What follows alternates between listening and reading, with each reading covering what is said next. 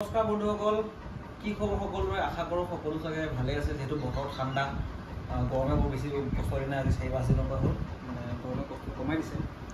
আজি bank নিফটিত trade কৰিব পৰা অৱস্থাত নাই, মানে বেংক নিফটি যিবিলাক প্ৰিমিয়াম একদম 1000 টকাৰ ওপৰত, সেয়া আমি কিনি পেলাই ট্ৰেড কৰিব নোৱাৰোঁ। মানে এটা lot ল'বলৈ কাৰণে আমাক 15,000 টকা লাগিব।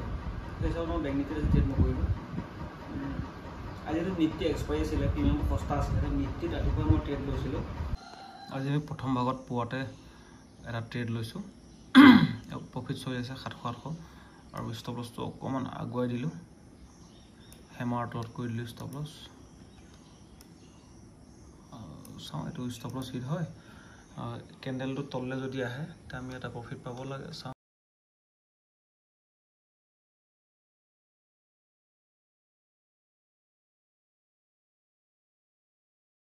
আমাৰ প্ৰফিটটো প্ৰায় 1400 দেখাইছিলে। এতিয়া আমি লাষ্ট অকণমান সময় হোল্ড কৰিম।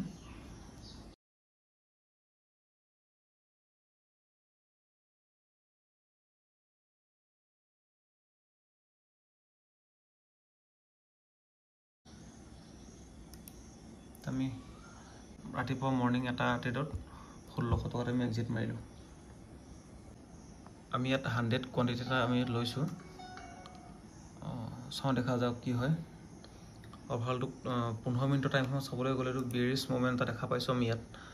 যদি ক্লজিং দিয়ে তেতিয়াহ'লে ভাল কথা, নহ'লে আমি ইয়াত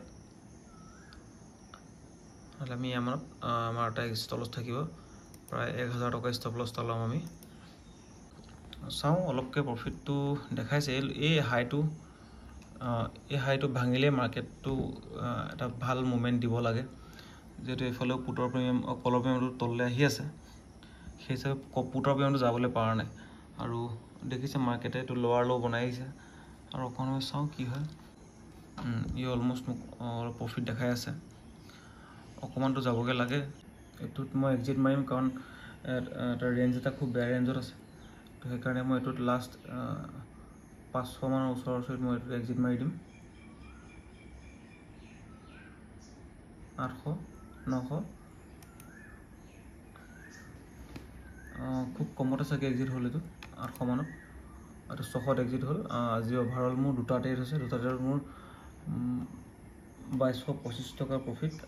এই কেণ্ডেলৰ এই ল'টোৰ তলত যদি ক্ল'জ দিব পাৰে তেতিয়াহে মই ট্ৰেড ল'ম, আৰু মই বিচাৰোঁ এই 15 মিনিটৰ কেণ্ডেলডাল সদায়খিনি ৰঙাত ক্ল'জ দিয়ক।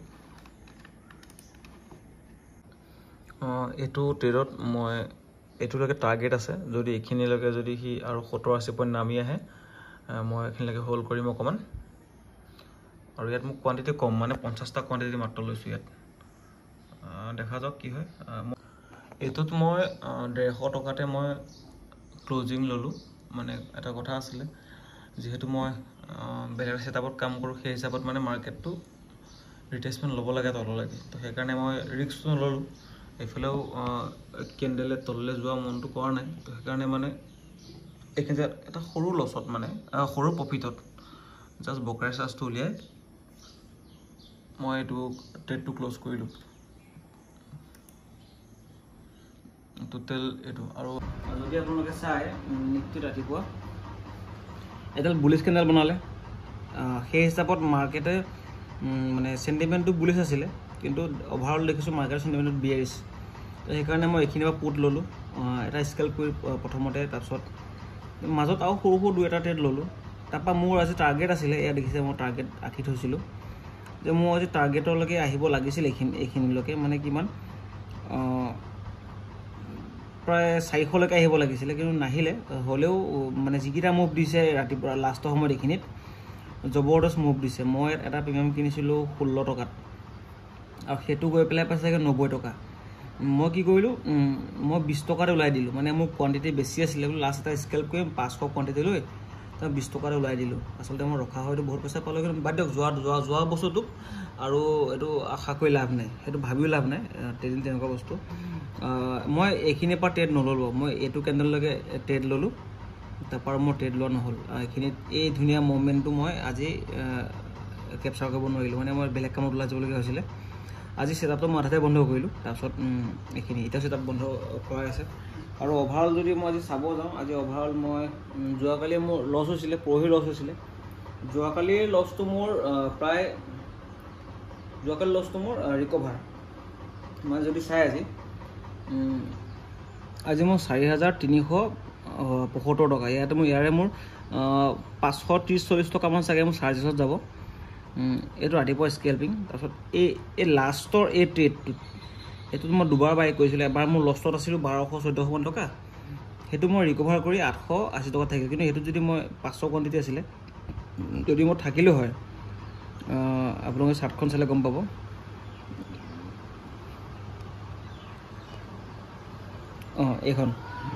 এইখিনি জেগাত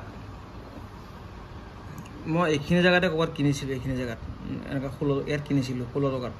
মই হোল্ড কৰি আছোঁ। তাৰপৰা মই প্ৰিমিয়ামটো গৈ 13 টকা পালেগৈ। এয়া চাওক 13 টকা পালেগৈ এইখিনি জেগাত। তাৰপিছত এইডাল কেণ্ডেলত জাষ্ট 20 টকা হওঁতেই মই এইখিনিতে এক্সিট মাৰিলোঁ। কিন্তু তাৰপিছত চাওক প্ৰিমিয়াম গৈ পেলাই কিমান দূৰ পালেগৈ, 90 ৰুপিজ চুই আহিলে। তেওঁ 500 কোৱাণ্টিটি আছিল। যদি ভাবকচোন এইখিনি পৰা এইখিনিলৈ যদি মই খাব পৰা হয়, মই যদি ভাল এমাউণ্ট থাকে। কিন্তু চাওক যিটো বস্তু গ'ল তাক চিন্তা কৰি লাভ নাই। তো সেইকাৰণে আজি মোৰ অভাৰঅল পজিশ্যনটোত ইমানতে ক্ল'জ কৰিলোঁ। আজি গোটেইকেইটা ট্ৰেড মোৰ গ্ৰীণত আছে, 1 2 3 4 5 6টা ট্ৰেড। যিহেতু মই অথনি কৈছিলোঁ যে মই ট্ৰেডটো আজি কমাই ল'ম, কিন্তু কি হয় মানে চাইক'লজিটো মানুহৰ মানে অলপ বেলেগ হৈ থাকে মাৰ্কেটত সোমোৱা সময়ত। মানে কোৱা কথাটো ইয়াত মানিবলৈ অলপমান নোৱাৰা হৈ যাওঁ। সেইকাৰণে চেষ্টা কৰি আছোঁ। আৰু অৰ্ডাৰটো আজি 27টা টোটেল অৰ্ডাৰ, 27টা অৰ্ডাৰ। এইকেইটাত সেনেকৈ ট্ৰেড লোৱা হ'ল। আৰু যিহেতু মাৰ্কেটে আজি ভাল মুভ দিছে, সেই ভাল মুভত আমি যিখিনি পাৰোঁ কেপচাৰ কৰিব ট্ৰাই কৰিলোঁ। সেইখিনিয়ে অভাৰঅল। আৰু আপোনালোকে যথেষ্ট মৰম দিছে দেই, দিবটো ভাল পাইছোঁ। সেইকাৰণে আপোনালোকে যদি শিকাব একো পৰা নাই চাগে, মই যিহেতু নতুন ট্ৰেডাৰ। আৰু এজনে মোক ধুনীয়া কমেণ্ট কৰি তেওঁ মোক এটা খুব ভাল ছাজেশ্যন দিছে যে বিগিনাৰ কমাই লওক। আৰু তেওঁ মই ভাল পাইছোঁ ইমান ধুনীয়া কমেণ্ট দিয়াৰ কাৰণে। মই আচলতে মোৰ এটা লছ কৰাৰ এটা সীমা থাকে। মানে লছ কৰা মই লছৰ সীমাটোলৈকে যিটো লছ ল'ব পাৰোঁ, মই তাৰলৈকেহে মই পাৰোঁ। সেইকাৰণে মই আজি কোৱাণ্টিটি বেছি যদিও প্ৰিমিয়ামৰ দাম কম মানে। তো সেইকাৰণে মানে মই 13 টকা প্ৰিমিয়ামটো যদি মই 5 টকাও যদি মই লছ লওঁ, মোৰ লছ নাথাকে। মানে মই সেইখিনি লছ সহ্য কৰিব পাৰোঁ, 3000 লছটো সহ্য কৰিব পাৰোঁ। তো সেই হিচাপত মানে সেইখিনিলৈকে মানে মই ৰিস্কটো লৈছোঁ। আৰু আপোনালোকেও কমেণ্ট কৰিব। মোৰো ইয়াত চাওক, ইয়াত যথেষ্টখিনি মোৰো মানে শিকিবলগীয়া, কৰিবলগীয়া বহুতখিনি কাম আছে। এইখিনিক মই দিনক দিনে ইম্প্ৰুভ কৰাৰ চেষ্টা কৰি আছোঁ। আগত বহুতখিনি লছ কৰিছোঁ, এতিয়া মানে সেই লছখিনি ৰিকভাৰী মোডটো বাদ দিছোঁ। যিহেতু সেইটো শিকিবলৈ মাৰ্কেট পিচ দিয়া হৈছে। তো এতিয়া যিমানখিনি পাৰিছোঁ যাতে সেইখিনি বস্তু অকণ কমাই কৰিবলৈ, যাতে লছটো কমাই কৰোঁ, প্ৰফিটটো অকণ বেছিকৈ কৰিব ট্ৰাই কৰিব লাগে। সেই বস্তুটোহে মই এতিয়া চিন্তা চৰ্চা চলাই আছোঁ। লগতে ডেইলি মই এটা ভিডিঅ' দিবলৈ ট্ৰাই কৰি আছোঁ। আপোনালোকেও ভিডিঅ' চাইছে, লাইক কৰিছে, কমেণ্ট কৰিছে। আগলৈকো আপোনালোকে মোক ভিডিঅ'টোত লাইক, কমেণ্ট, ছাবস্ক্ৰাইব কৰিব নাপাহৰিব। বিশেষ কমেণ্ট কৰিব। কমেণ্ট এইকাৰণে কৰিব, কমেণ্ট কৰিলে মানে মোৰ যথেষ্ট ভাল লাগে। কাৰণ আপোনালোকৰ কমেণ্টবিলাক পালে সেইদিনা মোক মায়ে কমেণ্ট দিছে মই বোলে ক্ষীণাই গ'লোঁ, দেখা বোলে বুঢ়া হৈ গ'লোঁ। আচলতে দাড়ি চুলি কাটিব পৰা নাই, বেলেগ কথা। আপোনালোকে মোক ধুনীয়া দেখা পাব লাহেকৈ, যেতিয়া মই দাড়ি চুলি কাটি টিপটপ হৈ থাকিম। সময় নিমিলে মানে। এটা মানুহ মই জানে, আপোনালোকে চাগে মোৰ গাহৰি ফাৰ্ম আছে, মুৰ্গী ফাৰ্ম আছে, চব কাম অকলে কৰিব লগা হৈ আছে। সেইকাৰণে এইকেইদিন দাড়ি চুলি কাটিব, নিজৰ যত্ন ল'ব সময় পোৱা নাই। আৰু ট্ৰেডিঙত বহা সময় কিন্তু বেলেগ কাম নকৰোঁ জানেই। তেওঁ বাৰু ঠিকে আছে।